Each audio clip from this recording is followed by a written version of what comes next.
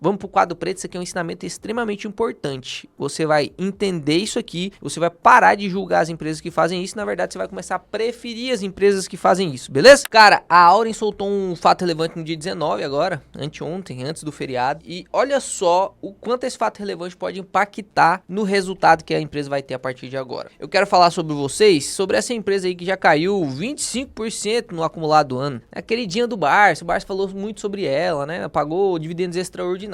E aí depois que chegou a custar lá seus R$13,50, caiu literalmente para R$9,89, tá? Agora abaixo de R$10. Será que a Auren, abaixo de R$10, se torna realmente uma grande oportunidade ou não? A gente precisa olhar por vários pontos e eu vou te trazer aqui o resultado, a parte do resultado de Auren e parte do resultado da ESB também, porque agora ela fez a fusão, né? A Auren comprou a ESB. Se você ainda não sabe os detalhes dessa operação, onde a Auren comprou a ESB, você precisa assistir esse vídeo onde eu tirei realmente assim e destrinchei assim toda a informação que você precisava saber sobre essa operação. Mas nesse vídeo aqui eu já tô considerando que você sabe um pouquinho sobre essa operação. A Auren comprou a ESB era uma empresa muito endividada e a Auren era uma empresa até sadia, que estava progredindo seus lucros, que estava progredindo realmente suas receitas, enfim. E aí, por isso, sempre quando a empresa está progredindo, ela tende a expandir. E ela pode expandir através de compras menores e pode expandir através de uma compra absurda, que foi o que a Auren fez, né? Ela comprou a ESB, que era gigantesca,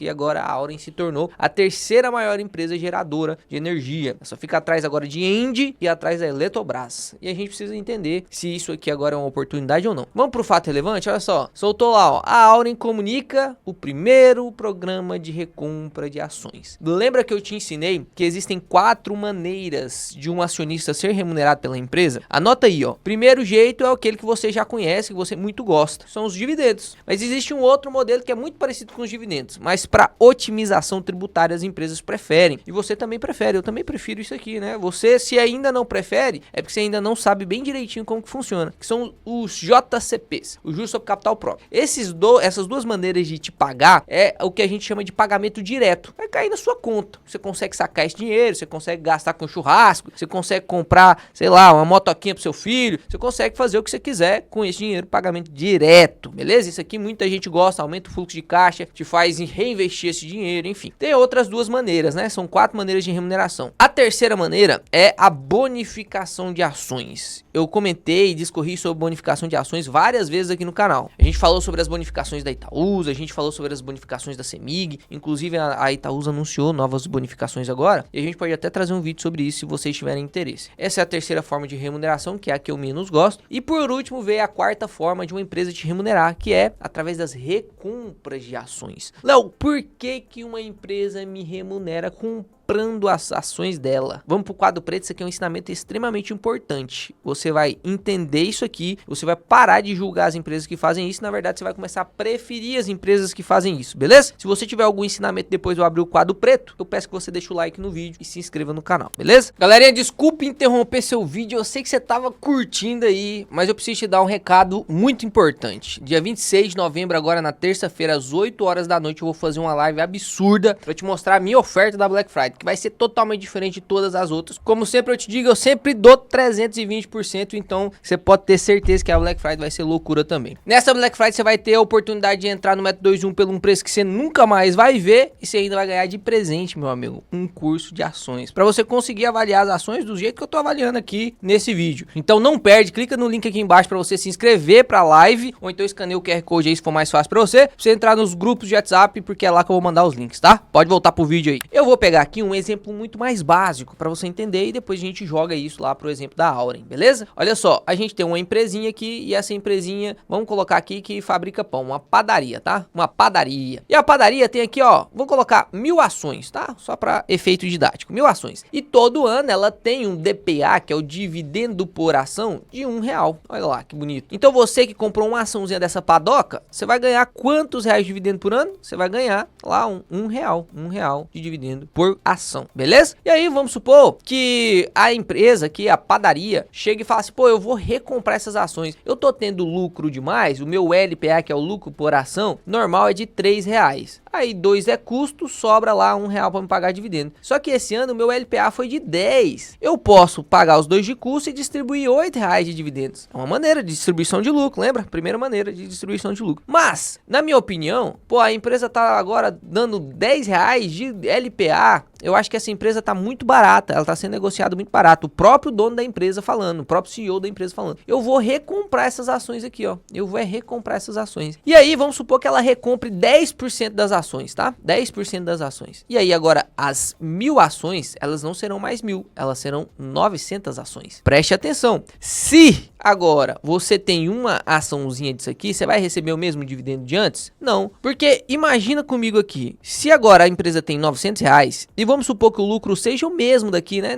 Nem tô considerando que esse lucro vai subir. Vamos supor que seja o mesmo lucro desse exemplo aqui, ó. O que vai acontecer? DPA é dividendo por ação. Foi de R$1. Quantas ações existem? 1.000. Então, teoricamente aqui, o dividendo pago total, né? O dividendo pago total foi de R$1.000. Só que agora, perceba, eu vou pagar aqui o mesmo dividendo, os mesmos R$1.000. Só que agora, meu amigo, eu não tenho mais 1.000 ações. Eu tenho só 900. Então, você que tem uma açãozinha igual você tinha aqui, você não vai receber R$1. Você vai receber agora 1.000, que é o dividendo total que ela vai pagar, dividido pelo número total de ações, que é 900. Quanto que vai ficar essa conta? Olha lá, ó, 1.000 dividido por 900, vai dar R$1,11. Então, voltando lá pro nosso quadro preto, aqui, neste caso, você vai receber R$1,11 e não mais apenas R$1. Ou seja, quando a empresa recompra as ações, ela te monetiza aumentando a sua participação acionária. Por quê? Porque antes a sua participação acionária era uma ação nas 1.000 que existia. Ou seja, você tinha a sua participação acionária era 1 sobre 1.000. Ou seja, você tinha nesse exemplo 0,001% da empresa. E 0,001% da empresa te monetizava com R$1, certo? Daí tudo bem. Agora, a sua participação acionária aumentou porque a ação recomprou as ações e cancelou essas ações. É como se fosse um evento deflacionário. E aí você agora, a sua participação acionária é 1 sobre 1.000? Não, sobre 900. Porque a empresa foi lá e recomprou 100 ações, daí 10% da empresa. Então sua participação agora é de 0,00111.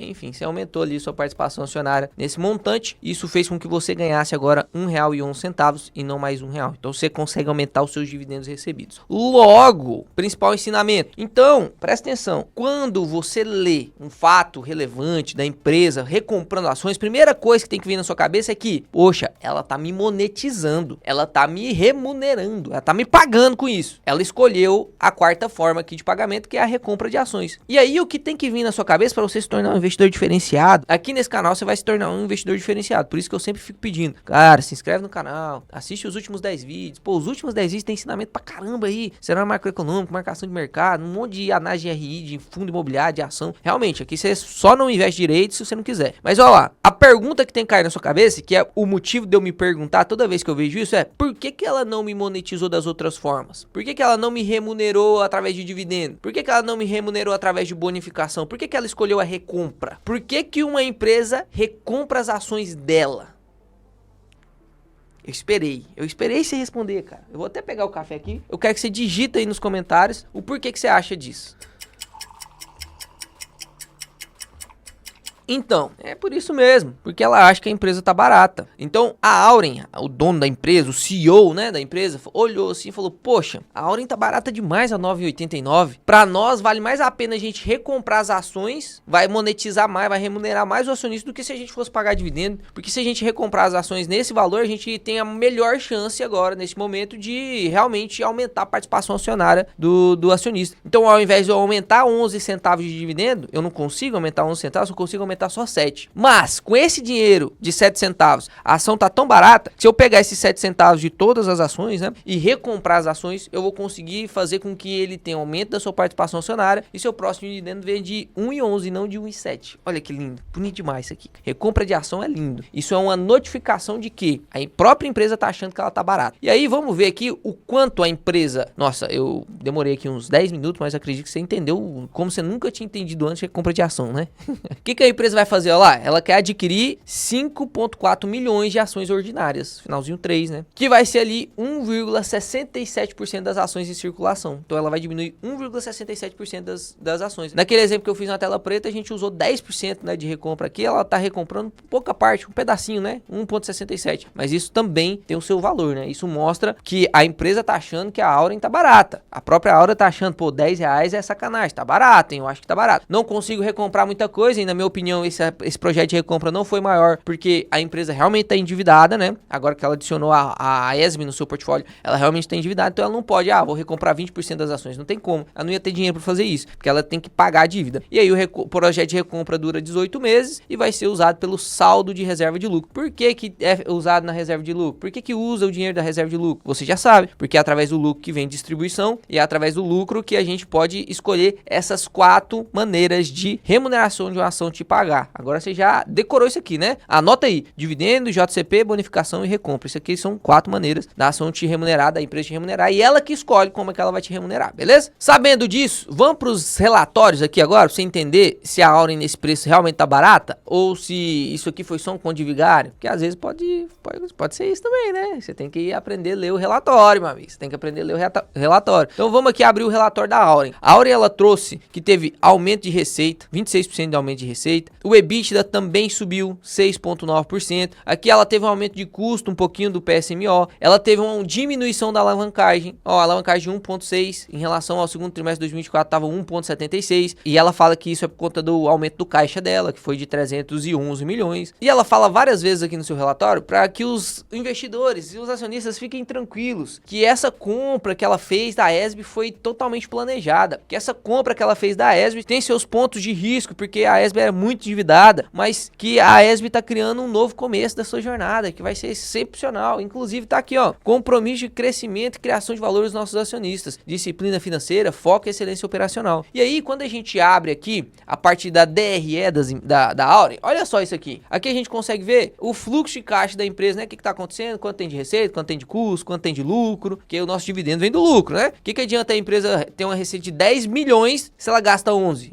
Tem prejuízo, não vai distribuir para nós. A empresa vai se consumir. Então, olha só, ela teve uma receita no terceiro trimestre de 2024 de 2 bilhões de reais. Daí aqui, ó, veio 200 e poucos milhões de hidrelétrica, 200 e poucos milhões de eólica, um pouquinho de solar, comercialização, que ela é a forte. Isso aqui ela é forte. Eu acho que esse vai ser o principal diferencial dela, porque não vem tanto da geração. Porque se ela tivesse terceirizando essa comercialização, ela ia ter menos lucro, mas ela é profissional em vender. Ela produz e vende energia. E aí ela vendendo energia, principalmente se ela consegue fazer um portfólio de cliente muito robusto, ela consegue vender essas energias aí sem precisar ter mais custos com terceirização disso. E agora, com a maior produção que ela vai conseguir, que agora ela se tornou a terceira maior geradora, né? Antes ela tá lá na casa da 11ª, agora é a terceira maior geradora. Ela vai ter mais energia para comercializar. Se ela continuar sendo o líder de comercialização de energia, cara, vai realmente dar um fluxo de caixa muito bom para a empresa, né? Aí que os custos com pessoas, materiais, serviços, né? Custo operacional, enfim, tá 158 milhões, deu um EBITDA de 484, beleza? Esse é o EBITDA ajustado. E aí teve aqui alguns outros custos, o lucro líquido ficou de 270 milhões. Então, basicamente, isso aqui é o lucro mesmo, isso aqui é a Auren sozinha. Isso aqui é a Auren, beleza? A gente não tem ainda nesse relatório a fusão da Auren e a ESB, a gente vai ver isso no próximo relatório, no próximo trimestral. Então aqui você consegue ver a dívida líquida da Auren, que tá de 2,89. Anota isso aqui, né? Vou colocar aqui, ó, vou até abrir uma calculadora e colocar 2,9 bilhões de dívida, que dá aí uma alavancagem de 1,6. Lá em comparação no terceiro trimestre de 2023, aqui tinha prejuízo, mas lembra que esse prejuízo era contábil por conta da indenização que ela recebeu, o precatório, ela teve que pagar imposto de renda e foi 1,5 bilhão de imposto de renda. E aí ela ficou no prejuízo contábil, mas ela não ficou no prejuízo realmente regulatório, né? Então, isso aqui foi só uma exceção, realmente. Quando a gente vê os lucros trimestrais desde 2023, você vê que a Auren fica aí na casa dos 100 milhões, 250 milhões, ó lá, mais 100 milhões e agora 270 milhões. Então ela gira em torno disso aí, né? No último ano foi basicamente isso aí. Esse prejuízo aqui é aquele prejuízo contábil que eu falei pra vocês, por conta do problema da indenização. Inclusive, esse lucro aqui também foi contábil por conta do recebimento daquela indenização. Recebimento, pagamento de imposto. Então teve essa discordância aqui. Mas em geral, você percebe que nos trimestres normais, regulatórios, ela tem aí um lucro de 180, 200 milhões mesmo, e desse trimestre foi 270 milhões. Então, pô, tá melhorando no longo prazo, né? Tá melhorando no longo prazo. Se a gente fosse levar em consideração só a Auren, a gente conseguiria fazer um preço teto projetivo bem legal e a gente ia conseguir identificar aqui se ela tá no preço teto dela ou não. Se 9,89 tá barato ou não. Só que a gente não consegue fazer esse preço teto teto agora, porque a Auren não é mais só a Auren, ela é a ESB também. E olha só aqui nesse resultado aqui da ESB. Eu abri aqui para vocês entenderem qual que é a situação da ESB. Presta atenção. Com os resultados, fatores mencionados, que ela fala sobre alguns resultados financeiros que ela teve, perceba, o lucro líquido ajustado deste trimestre da ESB foi de menos 72 milhões. Como assim menos? Isso, prejuízo. Fechou o trimestre no preju. E se a gente pega desde o início do ano até agora, os 3 primeiros trimestres, 260 milhões no preju. Então a Auren tá comprando uma empresa que tá dando preju. Isso é vantajoso? Depende. O Warren Buffett, que é o maior investidor de todos os tempos, ele esperava as empresas realmente ficar nessa situação mais precária para ele ir lá e pagar uma pechincha na empresa e comprar e reestruturar a empresa, e aí a empresa começa a dar lucro. Então, basicamente, essa foi a visão que a Auren teve sobre a ESB. Pô, tá passando por dificuldade, tá muito endividado, eu consigo negociar preço, tanto que no valuation a Auren saiu muito mais valiosa do que a ESB.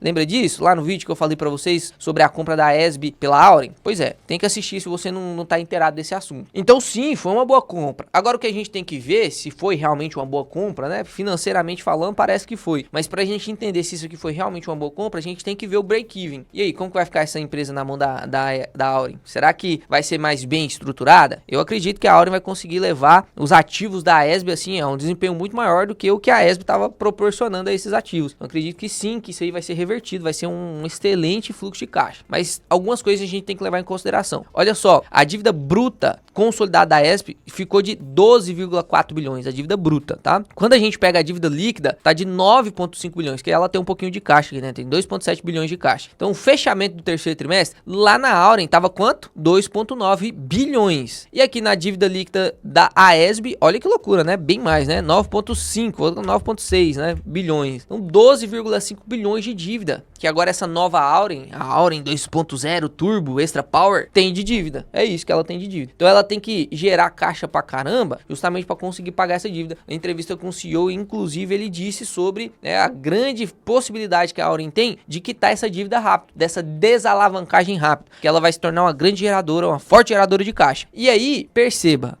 provavelmente a gente não verá dividendo. Você olha aí no Investidor 10, e aí você vê o dividendo yield da Auren de 19%, você é um investidor que é enganado por indicador. O Léo já foi esse investidor, foi enganado por indicador algumas vezes na vida dele. O Léozinho de 4 anos atrás, ele investiu através de indicador. Tá errado, você vai cair em muita armadilha. Isso aqui foi resultado não recorrente, não vai acontecer de novo. A situação da empresa mudou. Então agora, quando você for investir em Auren, o que você tem que pensar? Você tem que pensar que você está investindo em uma empresa que sim tem uma possibilidade de crescimento muito grande, mas não é uma empresa mais de dividendos. Ela não é uma empresa mais de dividendos. O CEO até falou que vai fazer o máximo para continuar pagando dividendos, mas não espere mais de 6, 7% de dividendos e olha lá, porque ela tá muito endividada. Então o foco agora é literalmente, porque ela fez um mega investimento, ela praticamente dobrou o tamanho dela, né? Só de dívida foi 4 vezes maior a dívida que ela tem. Então ela vai quitar essa dívida. O foco dela agora é gerar caixa e quitar. Imagina, você tá devendo 10 milhões. Aí você recebe 10 milhões, você vai distribuir esses 10 milhões ou vai pagar a dívida? Pagar a dívida, né? Tem que pagar a dívida, porque a dívida é a pior coisa que a gente tem. Dependendo da dívida, né? Lógico, né? Tem algumas dívidas que são boas. Quando a gente olha aqui para demonstrações de resultados da AESB, mesmo jeito que a gente viu aqui na Auren, ó, composição para você chegar no lucro líquido. Olha só a AESB aqui, ó, presta atenção. Receita, 1,1 bilhão. A receita da Auren é maior do que a AESB, percebeu isso, né? Aí tem custo pra caramba aqui, ficou com a margem líquida exprimida, né? Outros custos e despesas operacionais, ficou com EBITDA de 375 milhões. 375 milhões de EBITDA. Enquanto a Auren tava com EBITDA aqui, ó, de 484.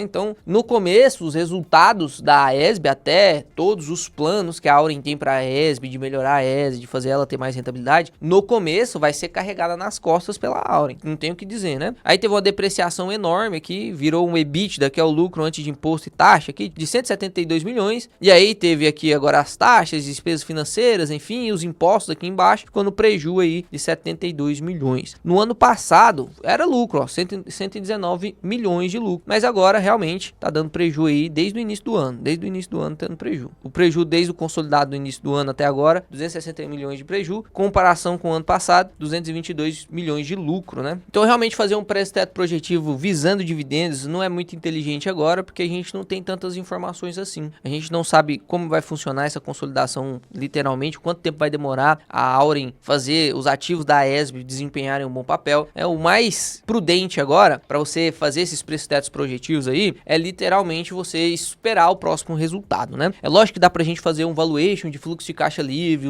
usando as duas empresas, né? Eu ensinei o pessoal da mentoria geração de dividendos a fazer valuation de fluxo de caixa livre das empresas para poder ver o valor real ali, considerando o fluxo de caixa livre, mas isso não é um assunto pro vídeo agora. Se você quiser, inclusive, o valuation de alguma outra empresa, um preço teto projetivo de alguma empresa, alguma análise aí de alguma empresa que faltou, tá saindo tanto resultado de empresas agora, né? Pode ser que tenha alguma passado batida aí. Se eu não fiz ainda no canal e você tá sentindo falta, só deixar aqui nos comentários para eu poder fazer essa análise. Na minha opinião, aí a opinião minha, não é recomendação de compra, de venda, não é nada, é opinião do Léo. A hora em abaixo de R$10 começa a ser interessante, né? Se cair mais um pouco, né? E pode ser que caia, porque a gente não sabe como vai ser o resultado posterior. A gente não sabe como vai ser o resultado do quarto trimestre. Se cair mais um pouco, vai ficar ainda mais interessante. Então, se você é um cara que confia muito em Auren, assim como o Luiz Barsi confia pra caramba, a Luiz Barsi confia pra caramba na Auren, até porque eles eram acionistas da AESB, né? E agora eles estão se sentindo, inclusive, né, felizes por conta da compra da Auren aí pela AESB. Se você acredita, na minha opinião, você deveria fazer compras em escadinhas. Comprar um pouquinho agora, mas não queimar todo o seu caixa, porque pode ser que a empresa caia mais, e aí você pode ir balanceando aí seu preço médio com as quedas. Eu espero que você tenha gostado desse vídeo, espero que tenha esclarecido a situação da Auren no momento, porque tem muita gente perguntando, nossa, a Auren baixou